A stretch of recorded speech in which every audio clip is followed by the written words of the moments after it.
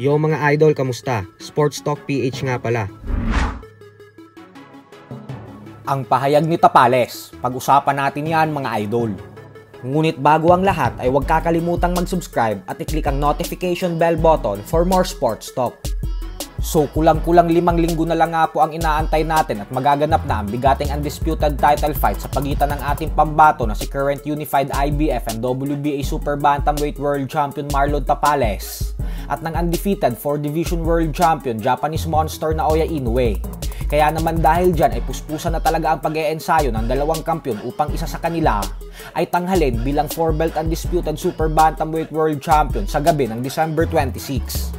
Subalit bagamat nga po kumpiyansa ang ating kababayan na kaya niya talagang maipatikim kay Inoue ang kauna-unahang talo nito sa kanyang buong professional boxing career, ay nananawagan pa din nga po ito sa mga Pinoy boxing fans. Sa kanyang latest upload po kasi sa official Facebook page niya, ay sinabi nitong tulungan daw natin siyang manalo sa laban niya kay Naoya Inoue sa pamamagitan ng pagdasal at suporta sa kanya. Tayo daw po kasi ang magbibigay ng lakas at inspirasyon para sa kanya upang makamit ang napakalaking tagumpay na ito para sa Philippine boxing.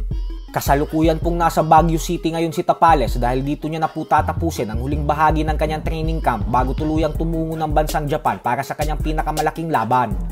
Habang si Inoue naman ay patuloy lang din ang pag-e-ensayo at pagpapakondisyon. Bukod dyan ay sinasamahan niya din ito ng paulit-ulit na panunood ng mga videotapes ng mga nakalipas na laban ni Tapales upang mas lalo niya daw makabisado ang mga galaw at estilo ng ating pambato. Sa kabilang banda naman mga idol ay kumpiyansa nga pong sinabi ng matalik na kaibigan ni Pound for Pound King Terence Crawford na si former Unified Super Featherweight World Champion Shakur Stevenson na bagamat madami ang nagsasabing walang pag-asang manalo si Crawford kay undisputed Super Middleweight World Champion Canelo Alvarez, kung sakaling magtuos ang dalawa ay naninindigan pa din umano siya na kayang pataubin ni Crawford si Canelo.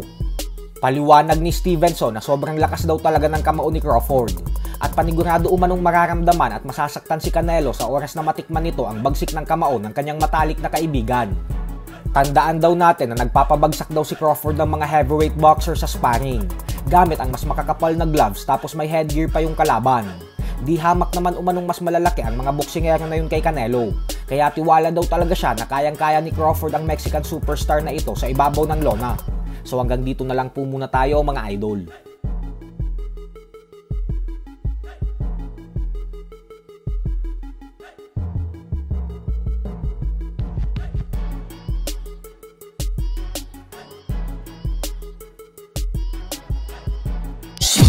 Sports Talk PH, kakaiba ang laban ng mga Pinoy. Lakas at dedikasyon ng aros na tinuon. Kamaong nagbabaga, ang sayo ay babaon. Mga Pinoy na